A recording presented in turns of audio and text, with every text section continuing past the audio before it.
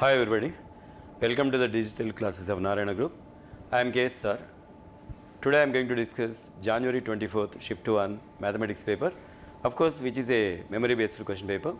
So actual questions may differ, so please try to understand this point. Now let us go to the first question. So this is from the definite integrals, and we have a very simple problem based on the property of the definite integral, that is indefinite integral of you already know the f of x with respect to x, okay, for any function which is integrable. But now we are having integral of f of x with respect to x from a to b, and that is one of the standard formulae, which is nothing but integral of f of a plus b minus x with respect to x from a to b. Only thing is this time the given limits are what, 0 to pi by 2. So straight away if you apply this property for this one, the same function will now become the I is equal to, the sin x will change into the cos x here, because a plus b minus x is pi by 2 plus 0 minus x, which is pi by 2 minus x. So the numerator becomes cos x whole power 2023. Next the denominator, of course the denominator remains same, because sin x changes to the cos, cos changes to the sin there. So finally this is cos x whole power 2023 plus this is sin x whole power 2023, this is with respect to x from 0 to pi by 2. So if you add the previous, the given one, and of course this one, it is going to be 2i is equal to integral of just 1 with respect to x from 0 to pi by 2. So very clearly this is nothing but the integral of 1 is x only. So finally I is equal to pi by 4, which is very clearly the first one. So that is the answer for this one. Now let us go to the second question. So according to this one, we are supposed to find out the integral of the modulus of x square minus 3x plus 2 from 0 to 3. So recall the modulus x property. The modulus x is equal to x whenever x greater than or equal to 0. It is equal to minus x whenever x is less than 0. So just based on this property, the modulus x equal to x whenever x greater than or equal to 0, modulus x equal to the minus x whenever x is less than 0. So we are just going to use that one in the simplification of this. Depending on that one, we will split the interval, of course. So for what values of x, x square minus 3x plus 2 is positive. For what values it is negative. To find out this one, let us take x square minus 3x plus 2 greater than or equal to 0. So the factors are x minus 1 into x minus 2, and that's greater than or equal to 0. So in this case, the x belongs to, that is the minus infinity to, that is 1. So one side it is closed, of course, and union 2 to infinity. So whenever x lies between, that is what, 2 to infinity or 1 or less, obviously this is positive. Quite obviously x square minus 3x plus 2, and that is less than 0. If you take this one, x minus 1 into x minus 2, and here we have the less than 0. So x belongs to 1 to 2, the open interval. So in this interval, the x minus 1 into the x minus 2 is very clearly, that is negative. So we have to split the interval. The given domain of the function is what, 0 to 3, means what, 0 to 1 if you consider, very clearly there the x square minus 3x plus 2 is positive. Similarly beyond 2 also it is positive. So we will split the interval like what, the same I is now going to be written as, this is 0 to 1, but in between 0 and 1 it is very clear, that is positive, x square minus 3x plus 2 is positive. So here modulus of this one will be taken as x square minus 3x plus 2 with respect to x, but whereas in between 1 and 2 it is negative. So modulus of x will be equal to the minus x here. So following the same logic, this is minus of, here we have the x square minus 3x plus 2 with respect to x between the limits 1 and 2. But whereas from 2 to infinity it is actually positive. Of course in the given domain we have up to 3 only. So this is plus integral of 2 to, this is 3, and there it is anyway positive. So x square minus 3x plus 2 with respect to x. So this is what we are supposed to simplify, of course, and we are dealing with just 3 terms only in every case. X square integral x cube by 3, 3x integral is 3x square by 2, 2 integral is 2x, and then value at the upper limit minus value at the lower limit. When you simplify this one, finally this value is going to be 22. Of course that is a simple calculation, and now we will go for the next question. So in this case, a tangent at a point P on the ellipse. In this ellipse very clearly a greater than b. Of course the equation of the tangent is x by a cos theta plus y by b sin theta equal to 1.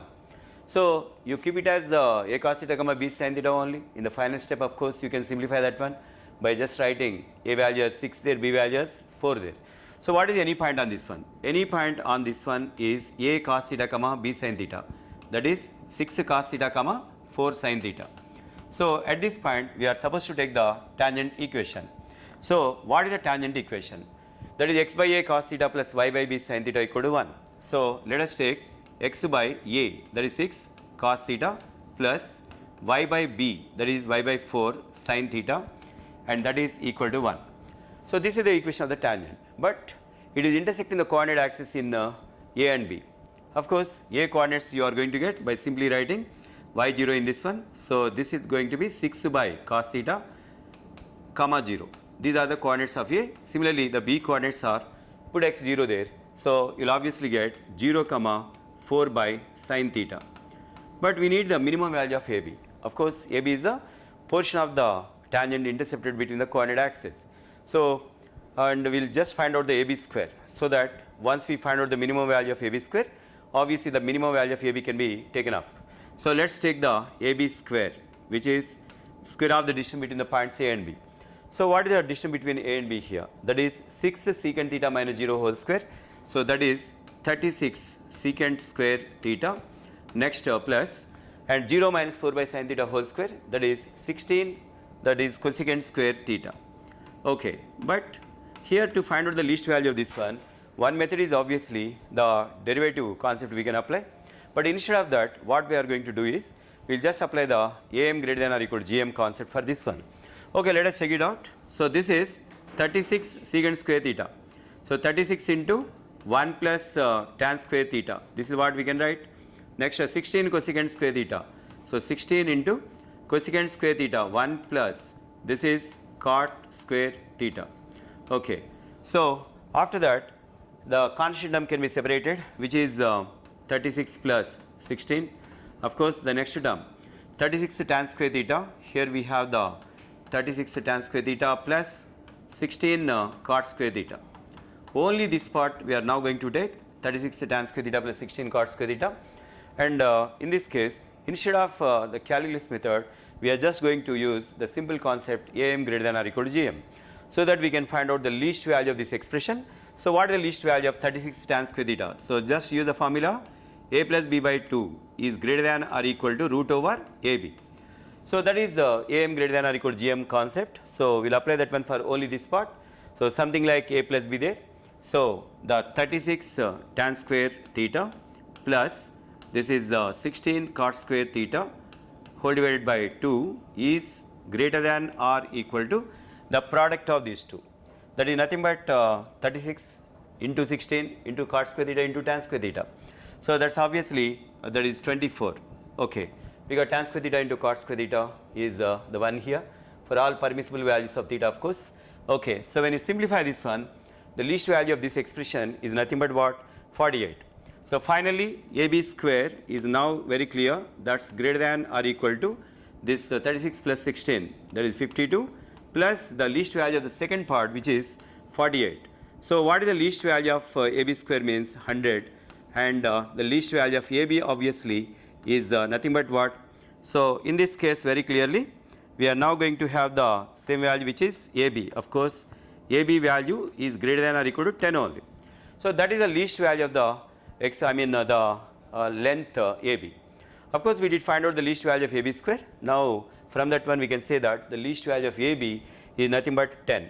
So 10 is the answer for this one. Now let's go for the next question. So in this case, sigma r square into 2023 CR is the given one. Of course, we are supposed to recall the formula, that is NCR. What is NCR actually? NCR, from the permutations and combinations we know that n by r into n minus 1 c r minus 1. Again and again you can apply this one any number of times, of course. What I mean is n by r into, again n minus 1 by r minus 1 into n minus 2 c r minus 2. If necessary, we can apply that one. So let us take this r square into that 2023, that is a CR. Otherwise you take it as NCR, of course, no problem.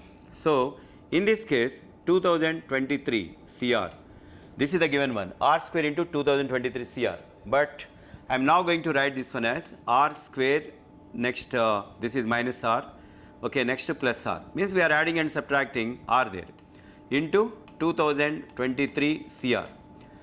So that r is common here, so this is nothing but r into r minus 1.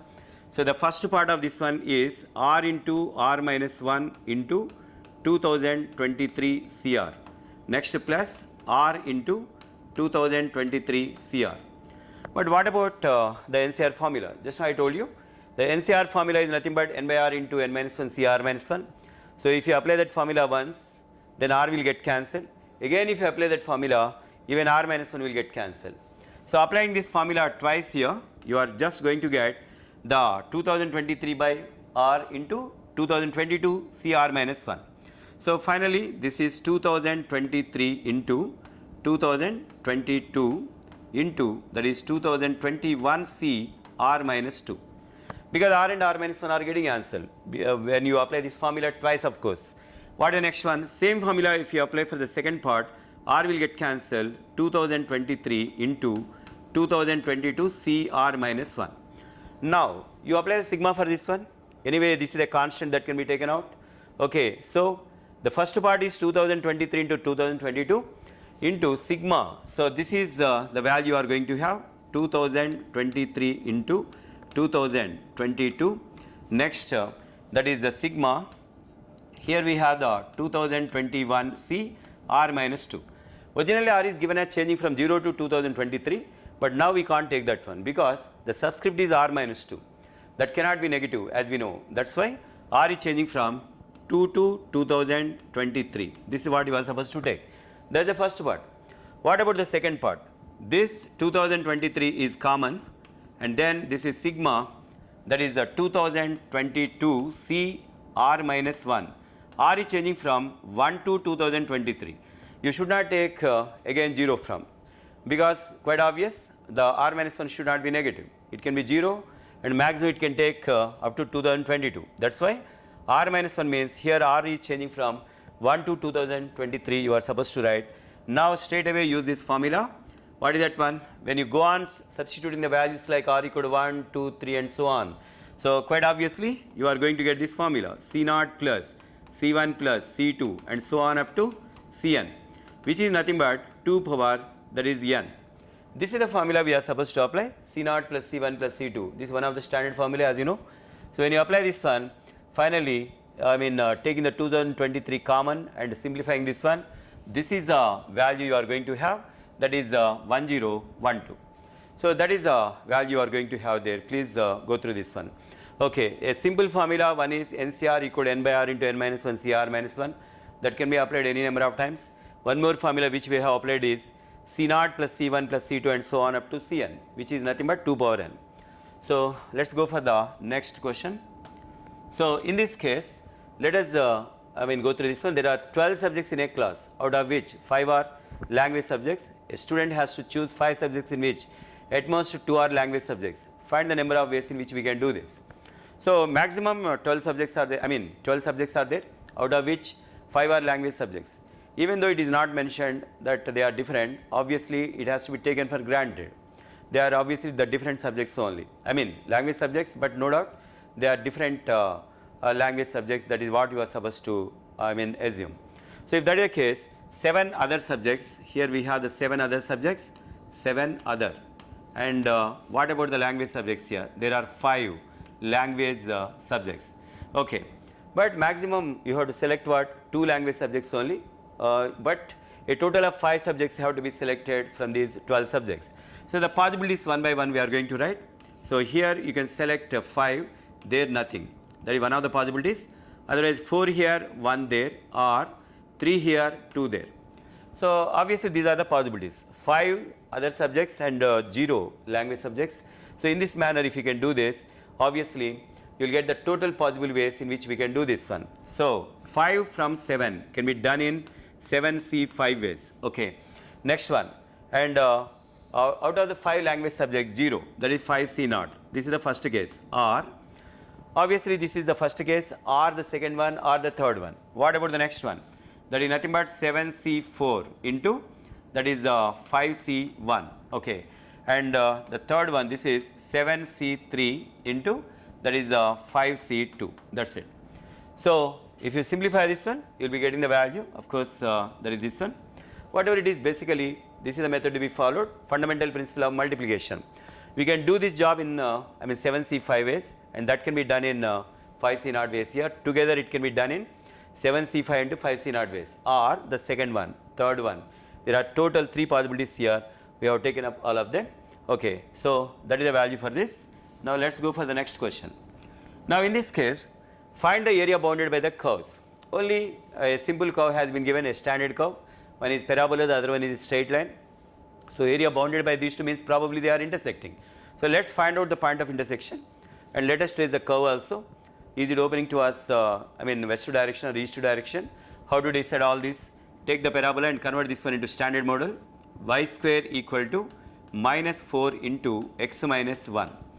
So it is having the vertex at 1, 0 and opening to us west direction, and it will intersect the y axis, of course symmetrical about x axis. So similarly, at what points the line and the curve are intersecting, this is what we are supposed to take up. So in this case, as far as the diagram is concerned, here the parabola is opening to us west direction. This is the origin, of course 1, 0 somewhere here. So the parabola is something like this one.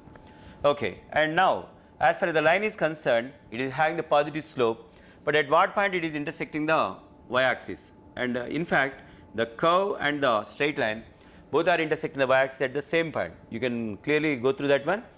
Same point or not, you can just find out, of course. So what about this value? When you put x0 in this one, and this is going to be what? 0, 2.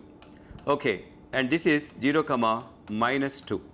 Okay, because when you put x equal to 0 here, y equal to plus or minus 2. So those are the points 0, 2 and 0, minus 2. At what point this line is intersecting the y axis? When you put x0, y is equal to what? 2 only, means the same point 0, 2. What about the next one? When you put there is a y0, x equal to minus 1. So it is going to intersect this one in this manner. So the required area is the area bounded by these two, and this is a possible diagram. Okay, but obviously area bounded by the two curves means you can calculate with respect to y or with respect to x, obviously through the points of intersection. But at what point they are intersecting? One point is certainly 0, 2. Other point, if you want to find out, just eliminate y from those two or even x from those two. Anyway, we need horizontal lines. Why it is so means, if you take up this line and also this line, between the two horizontal lines, the entire area, whatever is the given one, the entire area bounded by these two is exactly lying between these two. So it is better to calculate with respect to y only, whereas through the points of intersection, if I take vertical lines, the entire area does not lie between them. So because of this reason, we are supposed to integrate this one with respect to y only. So what about this line? That is y equal to 2 line, that's very clear. This is y equal to 2 line, which is one of the lines passing through the points of intersection. Let's go for this one. So when you eliminate x term, so the y square equal to minus 4x, that is minus 2 into 2x, but 2x is the y minus 2 there, and next plus 4. So very clearly this is y square, next plus 2y, next here we have the, and that is minus 8 equal to 0. So this is nothing but y plus 4 into y minus 2 is equal to 0.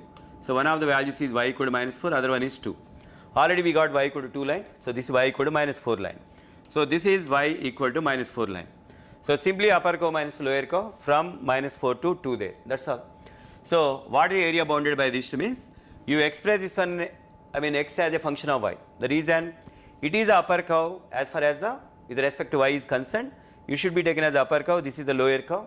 So separate the x value from this one, which is y square, otherwise 4 minus y square by the 4. This is 4 minus y square by the 4, and the next one minus, and you are supposed to take the x value from this one, which is y minus 2 by the 2.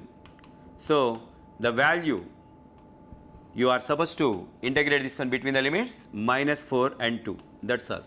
So this is what you are supposed to apply with respect to y, of course, because I told you whenever the area bounded by the two curves is required, you are always supposed to consider the points of intersection of the two curves, and after that take the two lines through their points of intersection. If the entire area is lying between them, you take the horizontal lines only from lower limit to the upper limit, or if you take the vertical lines, if the entire area is lying between them, you are supposed to integrate that one with respect to x. Here, through the points of intersection, you can't take the vertical lines, so that the entire area is lying between them. That's all. So when you simplify this one, you are going to get the value that is the 9 here. That's all. So as far as this one is concerned, I mean simply upper curve minus lower curve, but the limits are from -4 to 2 there. Okay. Now let's go for the next question. Okay. So in this case, x square minus 4x plus 3, it can be factorized of course, and equal to x into step x minus step x. And now what is the number of solutions in the given intervals? In the respective intervals, how many solutions are there? So let us consider the given equation, that is x square minus 4x plus 3 is equal to, here we have the x into step x minus step x. So you can take step x common. So this is x minus 1 into the step x. As far as the LHS is concerned, we are having x minus 1 into x minus 3 of course. So you can't cancel x minus 1 unless you know that that is not 0. I mean, so this is x minus 1 into that is step x. So in this case, you can bring all the terms to one side, x minus 1 can be taken common. So this is x minus 1 into, what about the remaining terms here? Here we have the x minus 3, next minus step x, and that is equal to 0. So that means either the first one is 0 or the second one is 0. If it is first one the 0, for example, x minus 1 equal to 0, x equal to 1, that certainly is one solution. Similarly, the next one, x minus 3 equal to, that is the step x. This is the second one. Either the first one is 0 or the second one is 0. First one is 0 means x equal to 1. Certainly that is one of the solutions. And as far as the next one is concerned, x minus 3 equal to step x. Since we are dealing with the step x, that can be an integer. Of course, depending on x is what, an integer or not. Step x is always an integer of course. But the thing is, there are two cases as far as this one are concerned. One is x is an integer. X is an integer. Next one, x is not an integer. Okay, x does not belong to either. So it can be something like 5.1 for example. Okay, whenever x is an integer, step x will be equal to what? X only. Then x minus 3 equal to x means, so in this case let us see whether there is any solution or not. So here we have the x minus 3 equal to step x, which is equal to x only. I mean of course we are just having, I mean the factors, what is that one? X minus 1 into x minus 3, here x minus 1 into step x. So are we going to have any solution for this one means? No. Okay, very clearly there is no solution here. But suppose that x is not an integer, then for example, whenever x is not an integer, okay, here also we will get what? X minus 3 equal to some integer only. So what I mean is, in this case, there won't be any solution even for the second case, even when x is not an integer. Here also no solution because, and the step x, whether x is an integer or not doesn't matter, step x is always an integer. I have taken the case 1 where x is an integer, there x is not an integer. Even if you take the graphs of y equal to x minus 3 separately and y equal to step x, okay. So these two graphs will never intersect, and you can take the graph of y equal to x minus 3 and y equal to step x there. Okay, y equal to step x means what? The step x graph, if you take the values here, okay, these two graphs will never intersect, and whereas in this case there is no solution, there also there is no solution.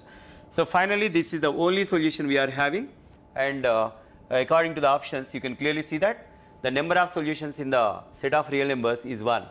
So whereas in this case he is saying that minus infinity to 1, okay, there open interval is given, and in this case open interval. So here 1 is not there. So it's very clear this is the only possible answer, because whatever is the given equation we have factorized on the LHS, and after that common term x minus 1 has been taken. X minus 3 is equal to step x here. So whether x is an integer or not, here there is no solution, whereas in this case only one solution. Finally, number of solutions in this one is just 1 here. So to decide this, you can take the graphs of y equal to x minus 3 and y equal to step x also. They will never intersect, and for any, what is that one? The fractional values of x here. Okay. So now let's go for the next question. So in this case, it is a singular matrix it was given. Singular matrix means obviously what? The determinant of that one is 0. And next, alpha is the root of this equation. The interesting thing is, alpha is the root of this one, it's okay. But what is the sum of the coefficients here? It's very clearly 0. A minus b plus b minus c plus c minus a is 0. Whenever sum of the coefficients is 0, from the quadratic equations we know that 1 is the root of that one, very clear. Okay, now you take this one, the determinant of this one is 0. Determinant of 1 alpha, alpha square, next c, a, b, and this is 1, 1, 1. And this is equal to 0 because it's a singular matrix, it was already given. So when you expand this one, alpha square into, very clear, alpha square into c minus a, next minus alpha into, that is c minus b there, and next plus 1 into a minus b. So this is what we are having. Okay, of course this can also be taken as alpha square into c minus a, next plus alpha into, that is b minus c, next plus a minus b. So here also very clear, sum of the coefficients is 0. So obviously whenever sum of the coefficients is 0, it's very clear alpha equal to 1 is a possibility. Same thing happens here also. So that means what? Alpha equal to 1 is the possibility. So very clearly the given equation, since alpha is the root of this one, we got one more equation, a minus b into alpha square plus b minus c into alpha, next plus c minus a equal to 0. We have the two equations, very clear. This is one equation, this is the second one. And in the given equation, sum of the coefficients is 0. In the determinant of this one equal to 0, we have same model equation where sum of the coefficients is 0. Of course, the second equation is obtained from the first one by replacing alpha with 1 by alpha. You can clearly see that when you replace alpha with 1 by alpha, you are going to get this one. So, and very clearly 1 is the root for this one. So, here also 1 is the root for this one, very clear. So, you can clearly say that a minus b plus b minus c plus c minus a equal to 0. Okay, you take them as some x plus y plus z for example. Okay, whenever x plus y plus z is 0, there is a standard formula. We know that x cube plus y cube plus z cube is equal to 3xyz.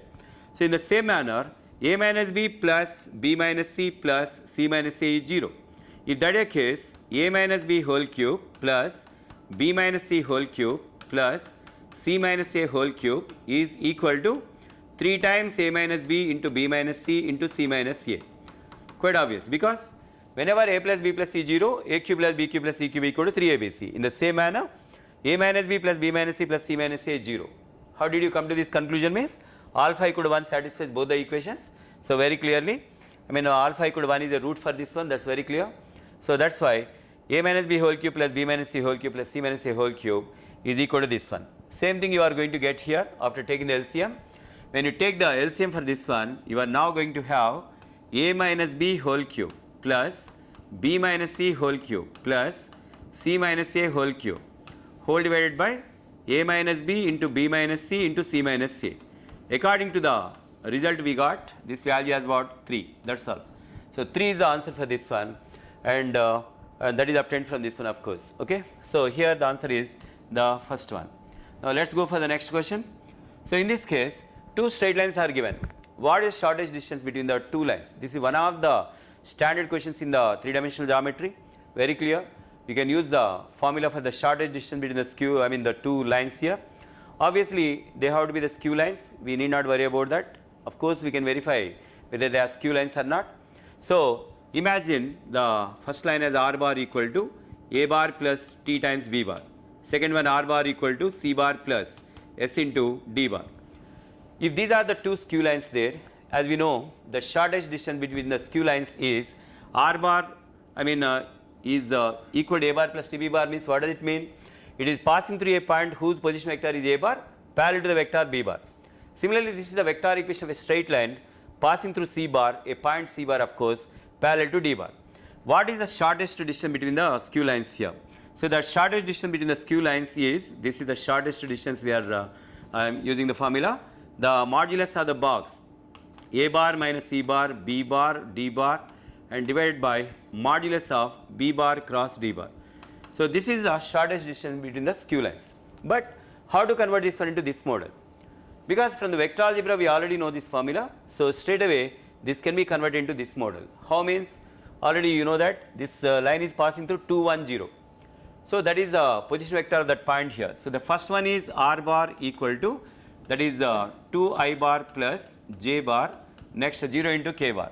So this is only in place of a bar, plus t times the vector to which the line is parallel, 3I bar plus 3j bar. This is 3I bar plus 3j bar plus 2k bar. So straight away the first one has been converted into, the vector form. The 3D straight line has been converted into vector form.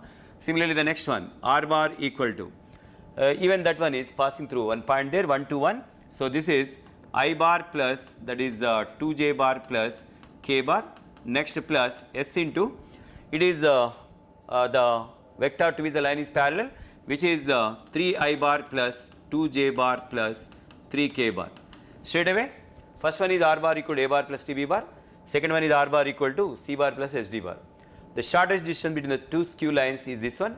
Straight away, if you apply this formula, you are going to get this value, which is 11 by root over 43. Straight away the simplification, everything is very clear.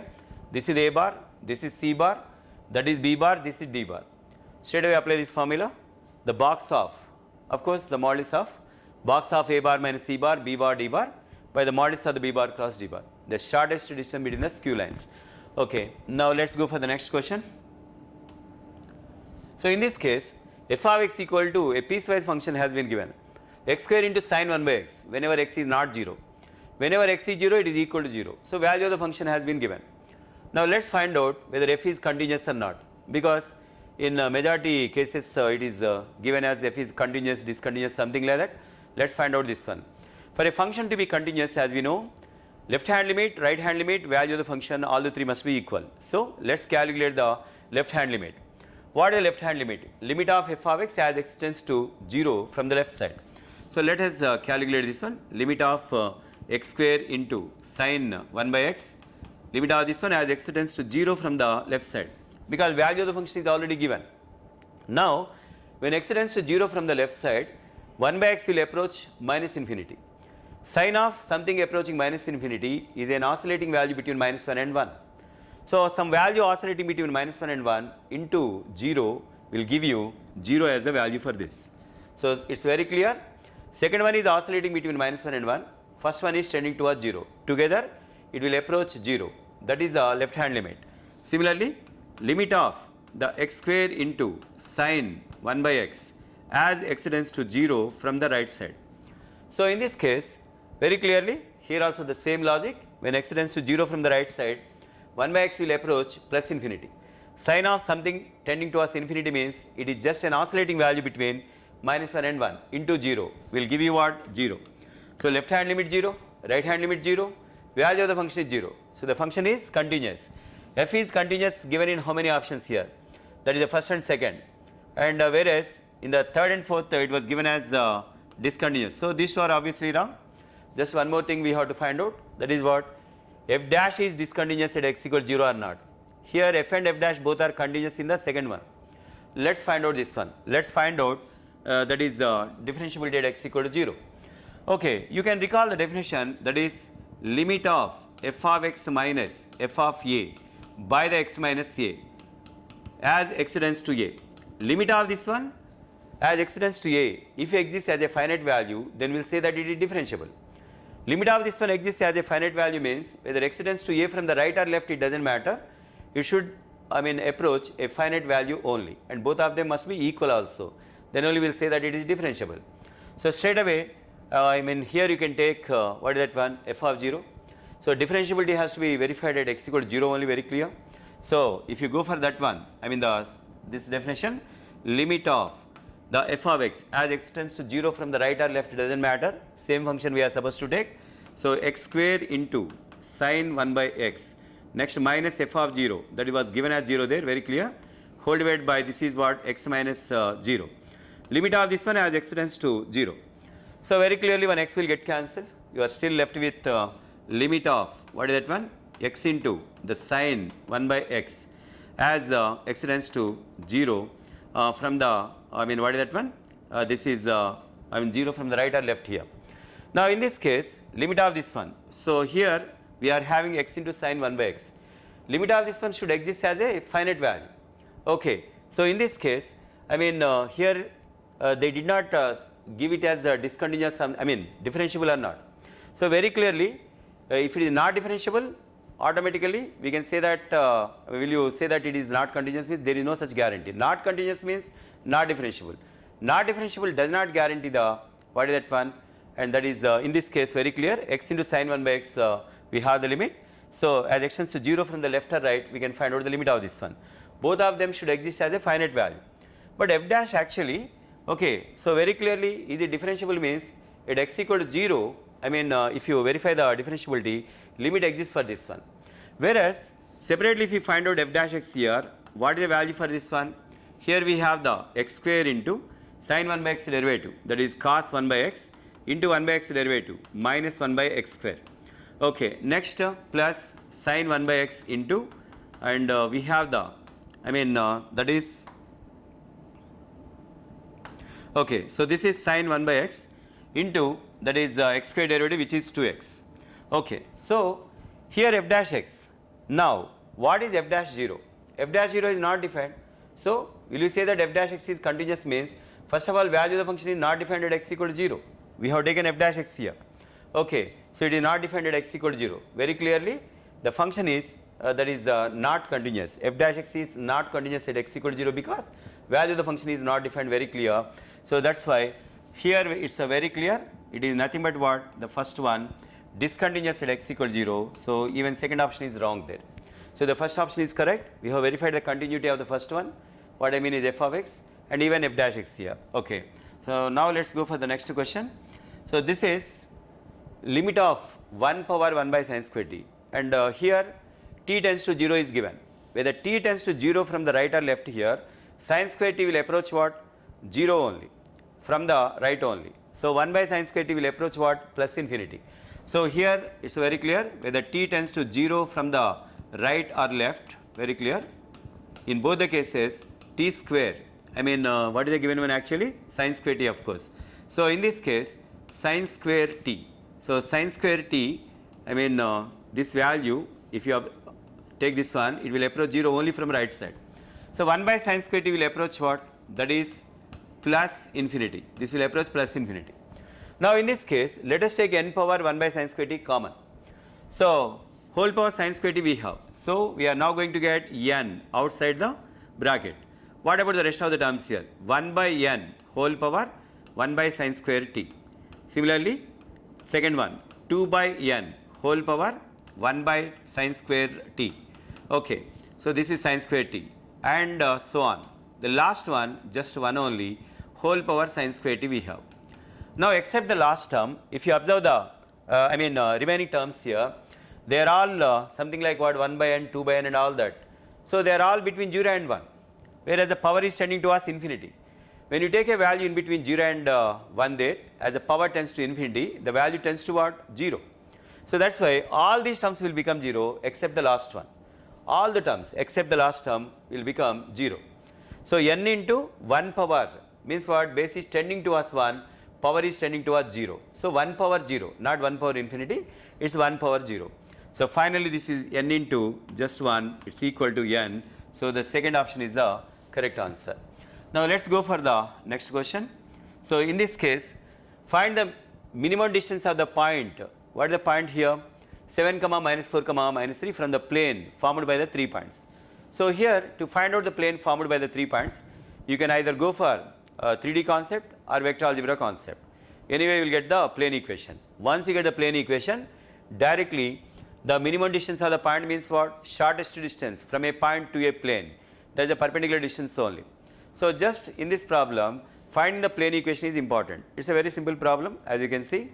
So how to find out the plane equation passing through the 3 points? One method is you can find out the plane equation by this formula, standard formula, x minus x1, x2 minus x1, x3 minus x1 in the first column, y minus y1, y2 minus y1, y3 minus y1. Next z minus z1, z2 minus z1, z3 minus z1, and this is equal to 0. So this is the plane equation. Straight away you can apply this one. Otherwise you can also form the plane equation by this method. R bar minus a bar dot n bar is equal to 0. What is this a bar means? Position vector of one of the points on the plane. N bar is a vector normal to the plane. How to get a vector normal to the plane? Assuming that the three given points are A, B, C, AB bar cross AC bar you can form. So out of the 3 points, any one you take in place of A bar. So N bar is simply AB bar cross AC bar. You can alternately follow this method also. Just take AB bar cross AC bar, where ABC are the 3 given points there. Other than the first point, still 3 more points are there. Take them as AB bar cross AC bar. You will get a vector normal to the plane, and in place of A bar, position vector of any one of the 3 points you can take. You will get the plane equation. That is vector algebra concept. Otherwise, use this 3D concept. Finally, you will get the plane equation. Once you get the plane equation, say for example, the plane equation is AX plus BY plus CZ plus D equal to 0. Okay, and the point is x1 comma y1 comma z1. Then what is the distance of this point from the plane? It is modulus of the shortest distance, of course, modulus of AX1 plus BY1 plus CZ1 and plus D by the root over A square plus B square plus C square. So if you apply this one straight away, you are now going to get root over 19 by 2. Of course, the direct application of the formula. So one is the plane equation, either by 3D concept or vector algebra concept, and once you get the plane equation, find out the perpendicular distance from the point to the plane, and that's how we are supposed to solve this problem. Now let's go for the next question. So in this case, capital N is decided by rolling a normal die, and k by 6 is the probability that the system of equations has a unique solution. Then find the sum of all possible values of k and n. So if the system is having a unique solution, and from the concept we know that if they are having the non-homogeneous system, of course, if they have a unique solution, delta is not equal to 0. The determinant of the quotient matrix is not equal to 0. They are in the proper order only, x, y, z. So let us take the determinant of the quotient matrix, that is 1, 1, 1. Next one capital N, next 1 and 1. Next one 3, and this is capital N minus 3, and the next one is plus 1. So determinant of this one is equal to 0. Equal to 0 will give you actually the values of n, and those values actually it should not take. Otherwise, straight away write not equal to 0. The reason, we know that when the system has a unique solution, delta not equal to 0. Even if you write equal to 0, you will be getting the values of n which we are not supposed to take. Of course, you can directly take not equal to 0. Let us simplify this one by taking any row, any column, of course. So I am taking the third row to expand this. 3 into 1 minus 1, 0. Next minus of n minus 3 into, cancel this row and column. So it's 1 minus n. Okay, next this is plus 1 into 1 minus n. Okay, and that is not equal to 0. So in these two, 1 minus n is common. Okay, when you take 1 minus n common, in the bracket we have the 3 minus n, next plus 1. So finally n is not equal to 1, not equal to 4. Okay, these are the two values we got. N cannot take 1 and 4. So what are the values it can take? N is actually decided by throwing a die there. So actually 6 possibilities are there for n. 1, 2, 3, 4, 5, 6. But among them, n cannot take 1 and 4. The reason, he is saying that they have a unique solution. So what are the possible values of n? Possible values of n are 2, 3, next 5 and 6. Because 1 and 4 it cannot take. And next one, he is saying that n is decided by rolling a normal die, and k by 6 is the probability that the system of equations has a unique solution. Then what is the probability of having a unique solution? N can take these values, n cannot take 1 and 4. So that's why the probability is nothing but what, 4 favorable cases out of the total 6. But it was given as k by 6. That's why very clearly you can say that k is equal to 4 there. So what are the n values it can take? N is 2 or 3 or 5 or 6. Okay. So these are the values it can take, n can take. N actually can't take 1 and 4. So k can take 4 there, obviously. So now you can clearly see that sum of the values of n and k means 20 is the answer for this one. Because he is just asking the sum of all the possible values of k and n there. So that is the answer for this. Now let's go for the next question. Now in this case, 14th problem, numbers are formed by using the digits 1, 2, 3, 4, 1, 2, 3, 4 and 1. So repetition is there, of course. Okay. And how many digits should be there? The number of 9-digit numbers such that even digits occupy even places. So obviously here repetition is allowed there. Even digits should occupy even places, but only thing is what? Same digits you are supposed to take, no new digit, and you can't take any digit more than the number of times it is actually appearing. So how many are there? 1 is occurring 3 times, so 1, 1, 1. Okay, next 2 is occurring 2 times here, 2 and 2, 3 is occurring and only 2 times here, 4 is also occurring, that is 2 times there. So here very clearly there are how many digits means 9 digits there. So you are supposed to arrange them in the form of a 9 digit number such that even digits occupy even places. So how many even digits are there? 4 even digits are there, 2, 2, 4, 4.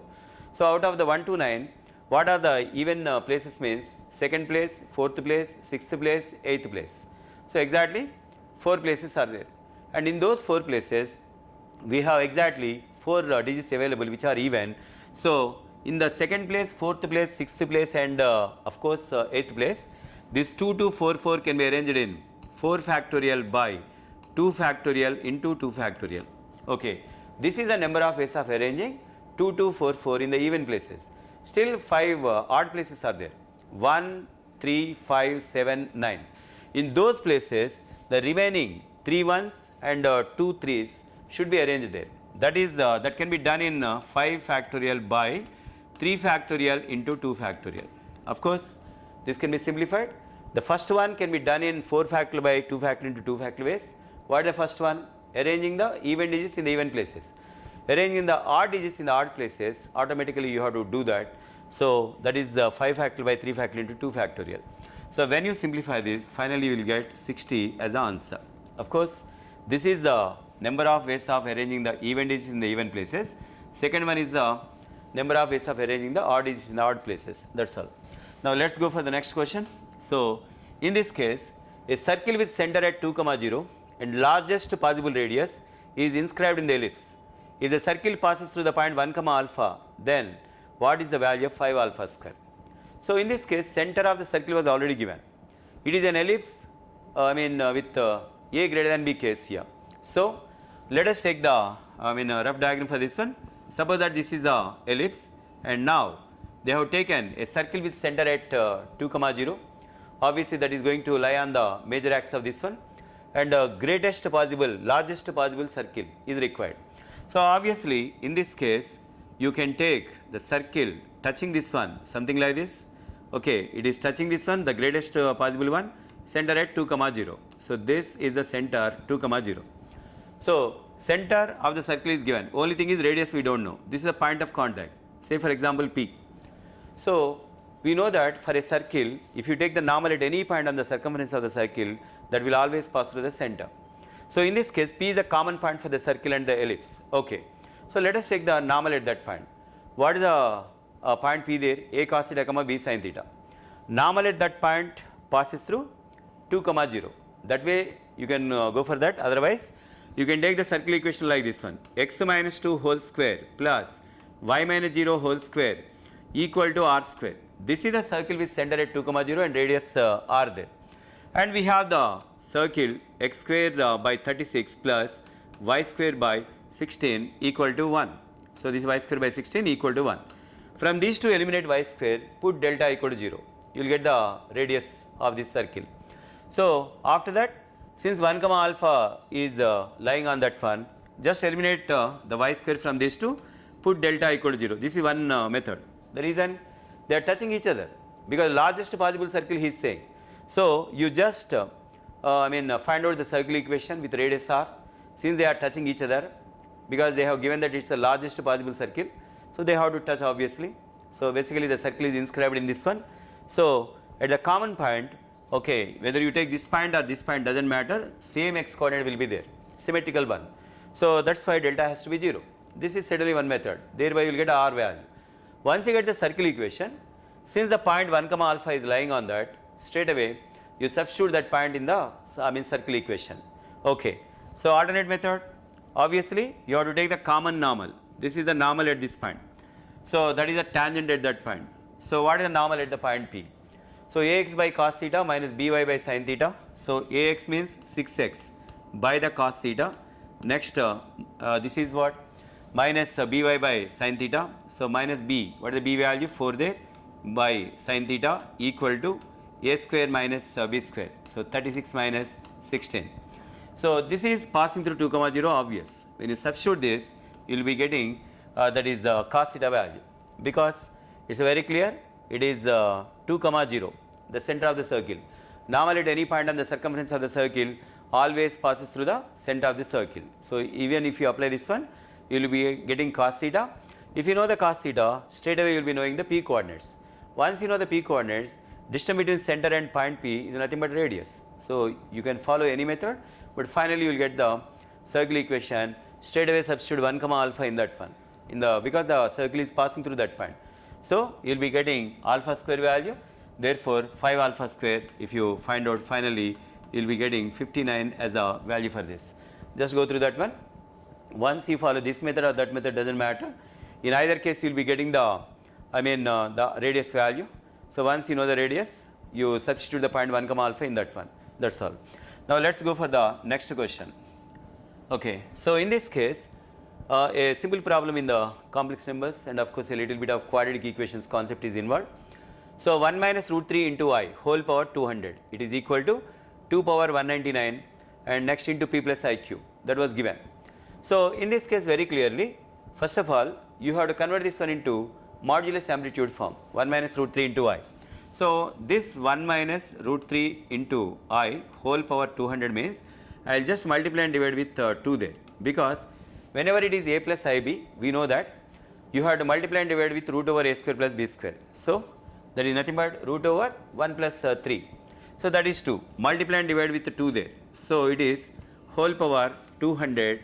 So, this is whole power 200. It is 2 into 1 by 2 minus root 3 by 2 into I whole power 200. So, when you simplify this one, 200 here. So, in this case very clearly we have the that is 2 power 200, and we got the power applies to both of them, and this is 1 by 2 minus root 3 by 2 into I, which is very clearly equal to, that is the minus omega, because we know that omega, one of the cube roots of unity, minus 1 plus I root 3 divided by 2.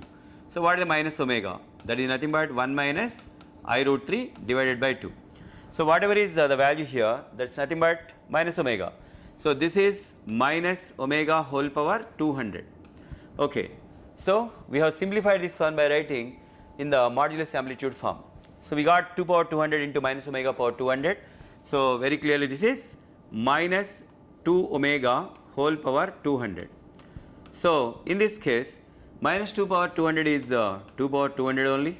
Next omega power 200, omega cube is 1. So, obviously if you write this one as omega power 198 into omega square. So, very clearly this is finally only just omega square. So, in this case 2 power 200 into omega square, but that was given as equal to what? The 2 power 199 into p plus iq. So, what about p plus iq here? Omega square, when omega is minus 1 plus I root 3 by 2, what is the omega square? Minus 1 minus I root 3 by 2. So, this is 2 power 200 into the minus 1 minus I root 3 by the 2 there. So, and this was given as equal to what? 2 power 199. Yes, obviously 2 power 199 we have. This is 2 power 199 into minus 1 minus I root 3. So, this is the final one. But when you compare this one with RHS, 2 power 199 into p plus iq means what is p value? P value is minus 1, q value is minus root 3, that is all. Once you know the values of p and q, straight away you substitute in the p plus q square, p minus q plus q square.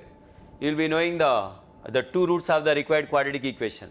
So, in this case p value minus 1, q value minus root 3.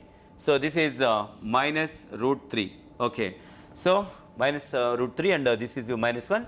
Substitute both of them in the p and q places. Then you will be knowing the roots of the required equation. Then what about alpha, for example? Suppose alpha is p plus q square, where each value is known here, p and q values. Suppose that beta is, that is p minus q plus q square. This is the the beta value. Since you know the p and q values, obviously you can just find out the alpha and beta. Then the required one is what? what is the equation whose roots are these two? Means what? The quadratic equation whose roots are alpha and beta is given by x square minus x into alpha plus beta plus alpha into beta equal to 0. That's all. So when you simplify this one, you will be getting the third one as the answer for this. Okay, straight away find out P and Q, find out alpha and beta, find the equation whose roots are alpha and beta. Now let's go for the next one. So in this case, tangent is drawn at a point on the parabola y square equal to 24x. It intersects the hyperbola xy equal to 2 at points A and B such that the locus of the midpoint of AB is a parabola whose directrix, lattice rectum, these type of things were given. So let's find out first the tangent at a point on the parabola. What is any point on the parabola y square equal to 24x here? So this is, I mean, for a value that is very clearly the 24. So a value is equal to 6. So what is any point on this one? 80 square comma 280. So any point on this one can be taken as 80 square, that is what, 6t square comma 280, that is 12t. Okay, 80 square comma 280. So that is any point on this one. Tangent is drawn at this point. So what is the tangent equation? That is nothing but yt equal to x plus 80 square. So yt, the tangent at this point yt equal to x plus at square. A value is 6, 6t square. So this is I mean yt equal to x plus 80 square. Okay, and this tangent is intersecting the hyperbola in 2 points A and B. Locus are the midpoint of AB. So for example, this is the hyperbola, of course, xy equal to 2 means this lies in the, I mean this first quadrant and the third quadrant. Okay, whatever is this line here, this is intersecting this one in 2 points here. Probably these are the 2 points here, A and B. Okay, now the locus of the midpoint of this one is required. So take this midpoint as P. So this line, which is the tangent for the parabola, is intersecting the hyperbola in 2 points A and B. So take the midpoint of AB as P there. So since the locus of the P is required, so take the point P as x1 comma the y1.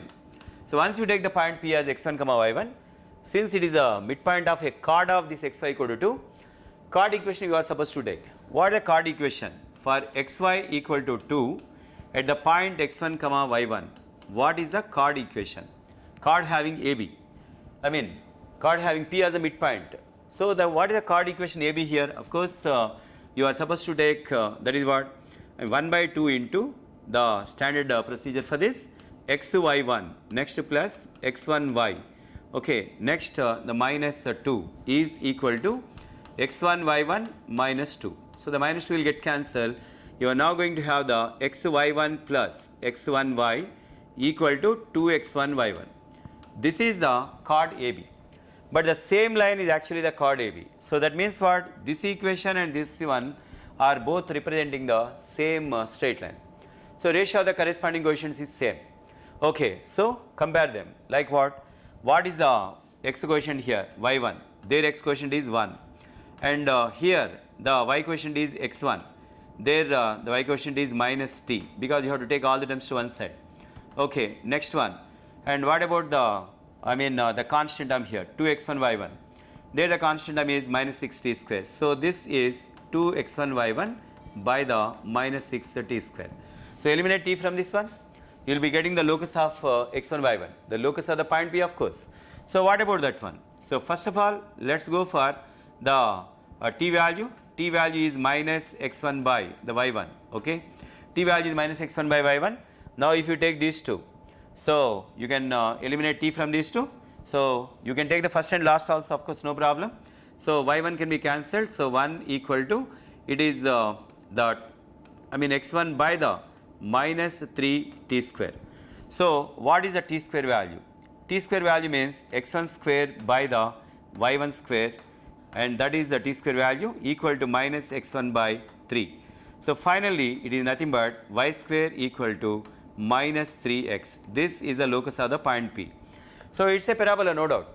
So once again, I mean we got a parabola, of course the locus of the point P, which is nothing but a parabola whose lattice rectum is that is 3, because in place of Fourier we have the 3 there, and the second one is the answer because of that reason. So simply we have taken first tangent equation at the point P, but the same tangent is a chord for the hyperbola. It is intersecting the hyperbola in A and B. Midpoint of AB has been taken as P there. So chord equation we got, and actually that is nothing but tangent equation for the parabola. Both are representing same line, ratio of the corresponding coefficients is same there. By eliminating t, we got a parabola as the locus of p. And he is just saying that locus of the midpoint of AB is a parabola whose latest sectum is what? 3. That is one of the options, of course that is correct. Now let us go for the next question. So in this case, y equal to y of x is a solution of the differential equation. So we have to convert this one into some standard form, variable separable, linear form, whatever it is. Let us convert this one into some standard form. So what is the given equation? X cube into dy, and next that is equal to 1 minus xy into dx. So you can now take the dx to this side. So x cube into dy by dx is equal to 1 minus xy. So if you divide with what is that one x cube there, you are now going to have the dy by dx equal to, this is dy by dx equal to 1 by x cube, next minus y by x square. Okay, so clearly we got a linear form, dy by dx plus y by x square equal to 1 by x cube. So linear in y, dy by dx plus py equal to q model. So you have to just find out the integrating factor. Okay, so what is the integrating factor? Integrating factor is equal to e power integral of p with respect to x. Okay, what is p value? P value is 1 by x square. Okay, because here dy by dx plus py equal to q means p is 1 by x square, which is the function of x, and q is also function of x here. So this is e power, and here we have the, that is 1 by x square. So 1 by x square with respect to x, of course. That's nothing but the minus 1 by x. So e power minus 1 by x is the integrating factor. Once you know the integrating factor, what is the solution for this one? Y into integrating factor, y into e power minus 1 by x equal to, now we have to take the integral of q into integrating factor. In place of q we have the 1 by x cube. So this is 1 by x cube into e power minus 1 by x with respect to x. Okay, so this has to be integrated. You will get the constant of integration. To get the constant of integration, they have given y of 1 by 2. What is the meaning of this? When x is 1 by 2, y is 3 minus c. So once you integrate this one, taking what? Minus 1 by x as t. So if you take minus 1 by x as a t there, it becomes e power t. Minus 1 by x derivative is, that is 1 by x square. Okay, 1 by x square. Okay, then what is the value for this one? Dx, and this is dt. So y into e power 1 by x, and here we have the 1 by x into 1 by x is minus t, because the 1 by x cube can be written as 1 by x into 1 by x square. So 1 by x square dx is dt, and e power minus 1 by x is e power t. This is dt.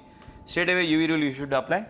So t is the first function, e power t is the second function. If you simplify this, you are going to get some plus c as a constant of integration. To find out that c value, at x equal to 1 by 2, put y equal to 3 minus c. Thereby you will get the constant of integration also. Once you get the constant of integration, obviously, now you should go for what is that one? Y of 1. So once you get this constant of integration, which is given by this data, of course, because y of 1 by 2 equal to this one means, what does it mean? When x is 1 by 2, y is 3 minus c. That's what. So basically, once you get a constant of integration, whatever it is, simply put x equal to 1 so that you can get the y value. Okay, so that's all. So when you simplify this one, you will be getting the 1 as the answer for this. Means what? When x is 1, what is the corresponding y value? Straight away, it is a linear form, it was simplified, and then after integrating this one, constant of integration can be obtained by this one. So once you get a constant of integration, put x equal to 1 so that you can get y value, that is only y of 1. So that's going to be 1 there. So now let's go for the next question. So in this case, A and B are the two square matrices of the same order, such that A square B equal to A square plus B. So this is given, A square B equal to A square plus B. Okay, this is the given one. Now using this, we should find out whether the first one or second one or third one or fourth one are correct here. So A square B equal to A square plus B means I can bring the A square to this side, so minus A square equal to B there.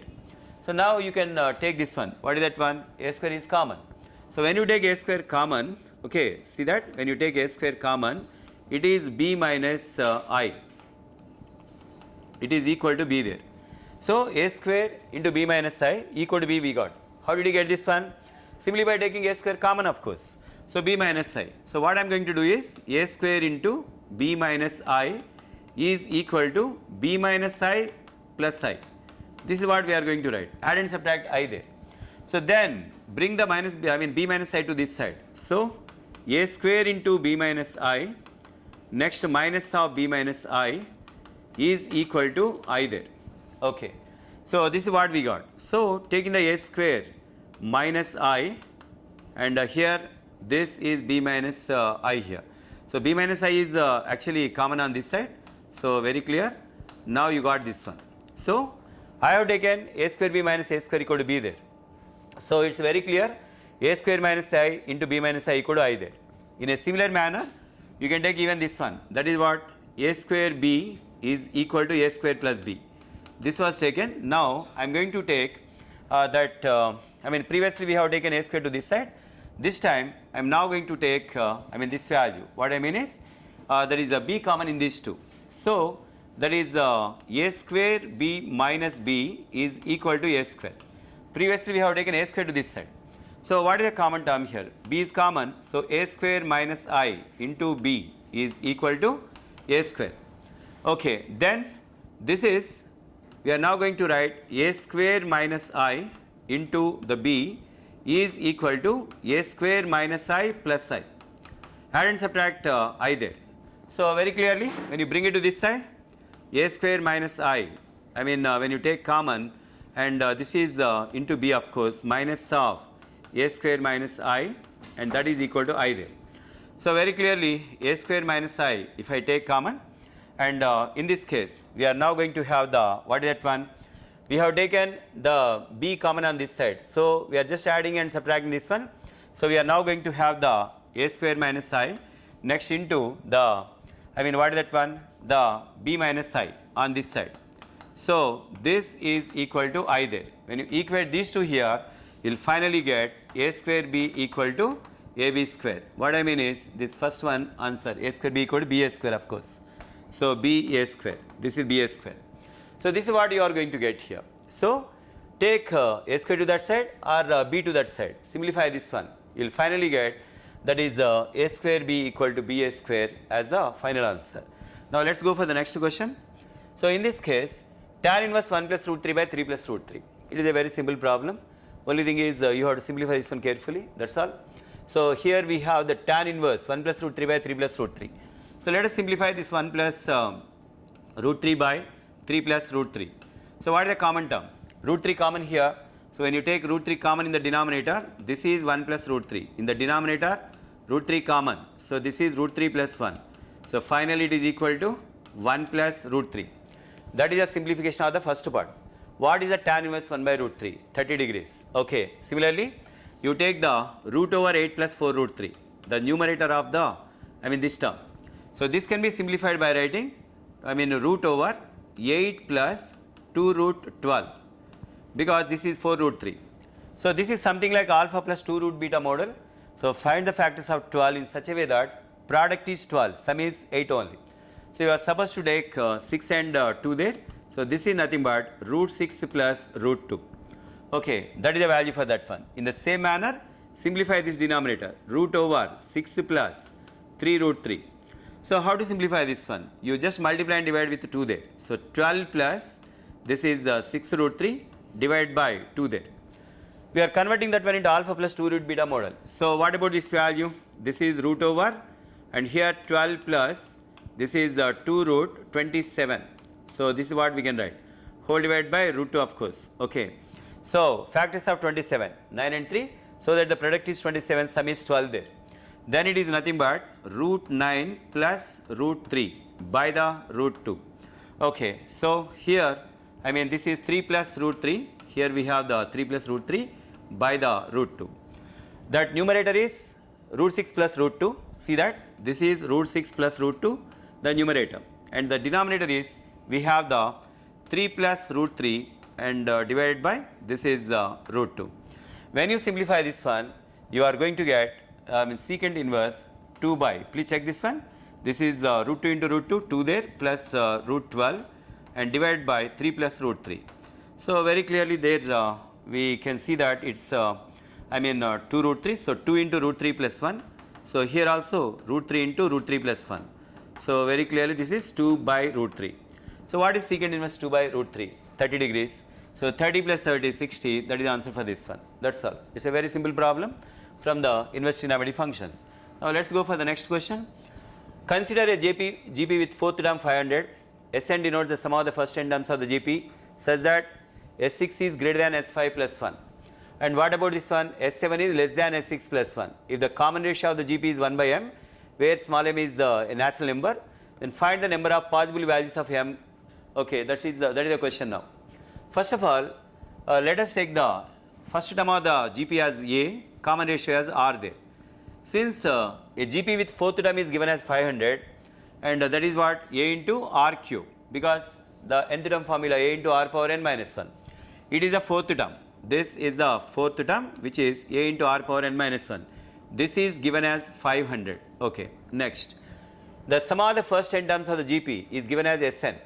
But what is the first equation they have given? S6 is greater than S5 plus 1. So, that means S6 minus S5 is greater than 1. But what is the sum of the first 6 terms minus sum of the first 5 terms? That is nothing but what? 6th term. So, indirectly saying that this is the 6th term greater than 1. But 6th term is a into r power, that is r power n minus 1 5, that is greater than 1. But we already know that a into r cube is 500. So, a into r cube is 500 means this is 500 into, that is r square, that is greater than 1. So, r square is greater than 1 by 500. Okay. So, r is greater than, that is 1 by root over 500. So, but r is equal to 1 by m, it was given. So, because common ratio of the GP is 1 by m. Initially we did assume that is r there. So, 1 by m is greater than 1 by root over 500. So, m is less than. So, here the first conclusion is m is less than root over 500. Okay. Next one. Similarly, one more equation has been given. S7 is less than. This is S7 less than S6 plus 1. So, very clearly S7 minus S6 less than 1 here. Okay. This is less than 1. So, very clearly, and here S7 minus S6 means sum of the first 7 terms minus sum of the first 6 terms. That is nothing but 7th term, and that is less than 1. So, a into r power n minus 1. So, a into r power 6 less than 1. But a into r cube is 500. So, 500 into r cube is less than 1. R is less than 1 by cube root of 500. Okay. But r is 1 by m. So, 1 by m less than 1 by cube root of 500. Okay. So, very clearly m is greater than cube root of 500. Okay. So, we already know that m is less than root over 500, and according to this one m is greater than cube root of 500. Finally, cube root of 500 is less than m less than root over 500. Now, what is the requirement? That is what? Find the number of possible values of m. So, m is already given as a natural number. So, in between cube root of 500 and cube root of square root of 500, how many natural numbers are there? This is surely 7 point something. Okay. So, the next natural number is 8. So, 8 is less than or equal to m less than or equal to. So, square root of 500 is roughly around 22 point something. Okay. That is why you should take up to 22, the nearest natural number in this interval. So, very clearly, how many values are there means there are 15 values of m. So, 15 is the answer for this one.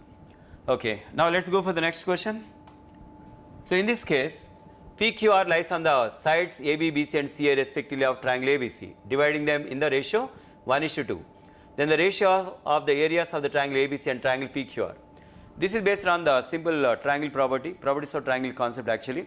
So, this is the triangle ABC. Okay. So, in the triangle ABC, they have given that there are 3 points on the sides, that is what? AB, BC and CA. On AB, there is a point dividing the ratio 1:2. So, maybe somewhere here, suppose that this is the point P, it is dividing the ratio 1:2. Okay. Similarly, there is a point here, somewhere here on the BC of course, and I am taking that point as Q there, which is dividing the ratio 1:2 only. And even CA, that is being divided in the ratio 1:2. So opposite to A, the side length will be generally taken as small a. That's why since it is 1:2, this length, okay, I mean this BQ part, similarly this QC part. So if you take this as A, you should take it as what? 2A obviously, so that the ratio is what? 1:2. Similarly opposite to B, if you take this as B there, that will be taken as 2B, so that the ratio is 1:2. So opposite to C, if you take this as C there, this will be taken as 2C. That's all. Otherwise use some other notation, no problem.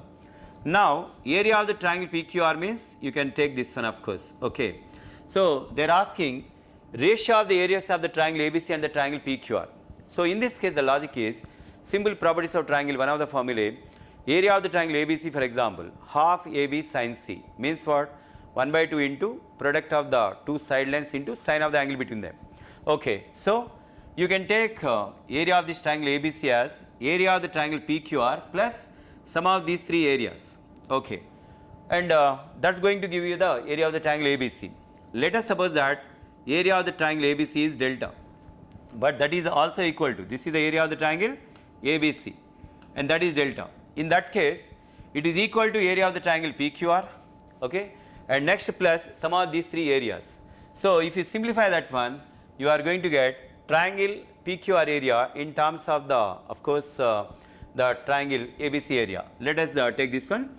So delta is equal to, that is what? Area of this triangle. What is the area of this triangle? Half into this length A, and that length is 2C. Okay. So here we are supposed to take, what is that one? Half into A into 2C into sine of the angle between these two. So this is half into, that is A into 2C into, that is the sine of the angle between these two, that is sine B. Of course I have taken this as A and 2A. So the side length should be actually taken as 3A here. Otherwise use some other notation, no problem. Similarly plus, what about that triangle area? Half into, that is 2A into, that is B into sine of the angle between them, sine C, plus 1/2 into the area of this one, that is C into 2B into sine of the angle between them, that is sine A. Okay, plus triangle PQR area, whatever it is. So in this case the area of the triangle PQR in terms of these terms we got, but actually area of the triangle ABC can also be obtained by this method. Area of the triangle ABC you can also take half into these two lengths. What is that one? 3A into, this is 3A into 3C into sine of the angle between them, because I have taken A and 2A, of course. Similarly same thing can also be taken as what? Half into this length and that length, that is nothing but 3A into 3B into sine of the angle between them. Next one, the same area is also equal to half into this length and that length, that is nothing but 3C into 3B into sine of the angle between those two sides, sine A. So whatever is AC you can substitute here. Similarly AB value you have to substitute here. Similarly BC value you have to substitute here. Then PQR area will be in terms of the delta. So then when you find out this ratio, it will be 3. That's all. See that here AC sin B from this one can be taken as 2 delta by 9. That value you substitute here. Similarly other two. Then PQR area in terms of delta we are going to get, and ABC area we have taken it as delta. That's all. Okay. Now let's go for the next question. So in this case, if capital R is a relation on the set of natural numbers such that A is in relation R with B if and only if greatest common divisor of A and B is 1. Of course 2A is not equal to B given. Then what is that relation? Is it reflexive, symmetric, transitive? We are supposed to verify. First of all, I mean if you take reflexive property. So according to that one, if I take A and A, the ordered pair of A and A belongs to that relation only when the greatest common divisor of these two is what? 1 only. But actually what is the greatest common divisor of A and A? GCD of this one, we are verifying the reflexive property. So this is equal to A, but that need not be equal to 1. It can be equal to some other value. For example 5 and 5 I have taken, both are natural numbers, but what is the greatest common divisor? 5. So but that is not 1. So according to this, now it is not reflexive because it need not be 1. So this need not be 1, it can be any other natural number also. That is why you can say that it is not reflexive. So is it symmetric or not? Let us check it out. Symmetric means what is the GCD of A and B, for example. Suppose that it is 1. Automatically this implies GCD of B and A also 1 only, obviously. So when that is true, this is automatically true. That's why it is symmetric. Okay, but to verify the transitive property, let us take an example. That is what? Ordered pair of 7 and 3. What is the greatest common divisor of these two here? Very clearly 1. I will now take the greatest common divisor of 3 and 49 for example. 3 and 49. That is, what about this value here? That is also 1. But what is the greatest common divisor of the 7 and 49? That is not 1. That is not 1. You can clearly see that the greatest common divisor of 7 and 49 is not 1. So what does it mean? So here, even though that belongs to that is the R, even this one belongs to R, the ordered pair of 7 and 49 does not belong to this, because greatest common divisor is not 1 here. So it is not true for every pair of natural numbers. That's why you can say that it is not reflexive but symmetric, and it is not transitive also. You can see this example. So that's why the answer is symmetric but not transitive. Now let's go for the next question, and that is here consider vectors u bar and v bar are given. In vector algebra, this is of course one simple problem. They have given u bar and v bar. Consider a vector w bar such that v bar cross w bar equal to u bar plus lambda times v bar. Moreover, v bar dot w bar has been given. Then what is the, the value? Which value? Of course, here the value of u bar dot w bar is required. First of all, you think about this one. To find out the lambda value, we need some condition. But anyway, we know the u bar and v bar. So what I am going to do is, since v bar cross w bar is given, which is u bar plus lambda times v bar, okay, this is given of course. I will now take LHS cross product with v bar. See that this is v bar cross cross w bar. Okay, this is w bar, and that is equal to v bar cross, here we have the u bar plus lambda times v bar. So what happens here? V bar cross lambda times v bar is 0 bar. Okay, so you are now just left with what? Vector triple product. So v bar dot w bar into the v bar, next minus v bar dot v bar into w bar is equal to just v bar cross u bar. Second one is null vector, of course, whatever is the lambda value. Okay, that's all. Now here everything is known. U bar dot v bar you can find out, and v bar dot w bar has been already given. What is that one? 2 there. So 2 times this one. What is v bar dot v bar? So this is nothing but 2 times v bar. Next minus v bar dot v bar is very clearly, it is nothing but the modulus v bar whole square, which is nothing but 3 times w bar. It is equal to v bar cross u bar. So v bar cross u bar also you can find out. So 2 v bar minus 3 w bar. So from this you will get w bar, whatever it is. Once you get w bar, whatever is the w bar you are getting from this one, and straight away use that one in this u bar dot w bar. U bar dot w bar, you are now going to get this value as equal to this one. So here very clearly one formula we are using, that is cross product of v bar with LHS, cross product of v bar with RHS. So whatever is the lambda doesn't matter, you can separate the w bar. Once you know the w bar, straight away u bar dot w bar, because u bar is already given.